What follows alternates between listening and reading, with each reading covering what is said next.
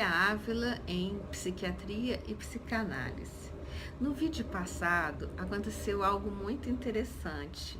Se vocês forem olhar novamente, quando eu estava falando da importância de ficar sozinho, de gostar de ficar sozinho e como as pessoas têm dificuldade de ficar com elas mesmas, bem, eu havia tirado a minha tarde de não atendimento para gravar uma série de vídeos. E quando eu estava aqui quietinha, sem ninguém, com essa tarde bem reservada para isso, né? E não usei um tempinho entre um paciente e outro para fazer esse vídeo. Não, resolvi tomar conta de mim direitinho, não me estressar, né? De ficar procurando lacuninhas para fazer algo a mais. Eu tirei uma tarde para estar sozinha no consultório, gravando os vídeos para vocês. O que acontece?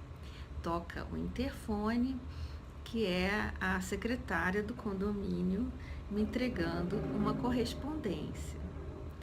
Bem, então, realmente, a demanda do mundo atual é muito grande, né? É tão difícil conseguir ficar sozinho. E, mesmo assim, quando a gente tem essa oportunidade, a gente não aproveita. Por quê? Aí é que eu estava falando da questão da psicanálise e na ansiedade, né? Então, a questão do estímulo externo hoje é muito forte, né? Um mundo muito rápido, muitas solicitações, e a gente começa a fazer isso também no nosso mundo interno. Será que eu já fiz isso? Será que eu já fiz a agenda de hoje? Será que eu não podia adiantar a agenda de amanhã? Porque amanhã vai estar muito pior, tem 20 coisas para realizar amanhã. Então, se nesse intervalinho eu conseguisse adiantar uma coisa de amanhã, e a gente começa a fazer essa demanda para nós mesmos. Mas hoje eu queria falar sobre os outros tipos de transtorno de ansiedade. Que existem o transtorno do estresse do dia a dia, mas existe o transtorno de estresse que nós chamamos de pós-traumático, porque é um estresse excessivo que vem após um trauma. TEPT, transtorno de estresse pós-traumático. As pessoas começaram a dar importância, a ciência começou a dar importância para isso após as grandes guerras, que eram situações trágicas, situações de alta violência em que os soldados foram submetidos e após isso começaram a adoecer. E não só de ansiedade, mas de outros sintomas, alterações de humor, com labilidade emocional, com grande irritabilidade e com doenças mais sérias. Então, o transtorno de estresse pós-traumático, ele também é considerado um tipo de transtorno de ansiedade. Às vezes, quando uma pessoa é assaltada, ela passa uns meses ou algumas semanas revivendo aquelas situações.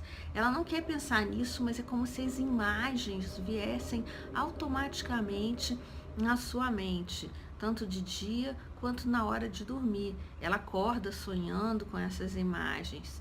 E isto é um transtorno de estresse pós-traumático. Mas o que eu queria dizer para você é que às vezes nem sempre ele vem imediatamente ao trauma.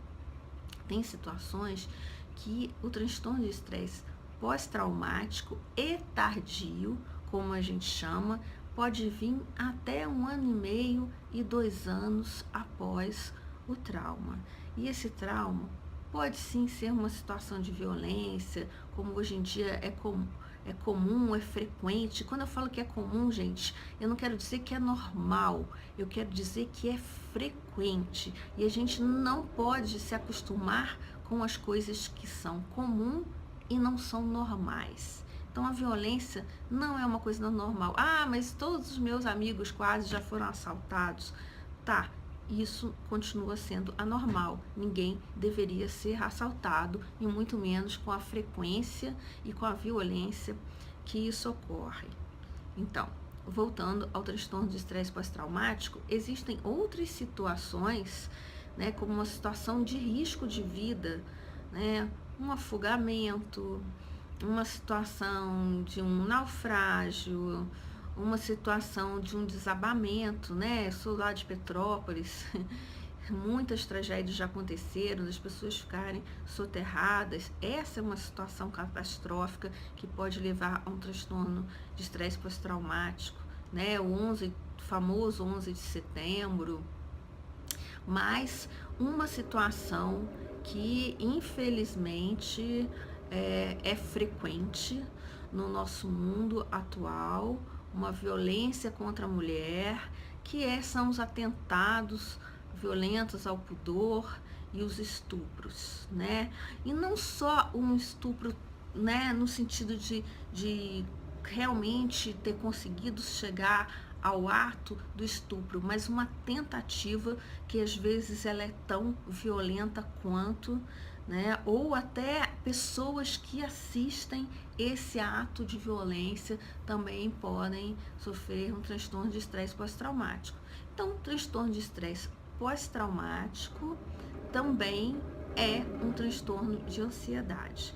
No próximo vídeo, eu vou falar de um transtorno de ansiedade que também é comum, é frequente e que as pessoas têm muita dificuldade de procurar ajuda para ele, porque as pessoas têm vergonha, como se fosse uma coisa muito estranha, e demoram muito a procurar o psiquiatra e o psicanalista. E às vezes procuram quando elas estão deprimidas, ansiosas com esses sintomas e não falam deles, que é o toque. Você sabia o que é toque? Então, eu te aguardo no próximo vídeo. Grande abraço.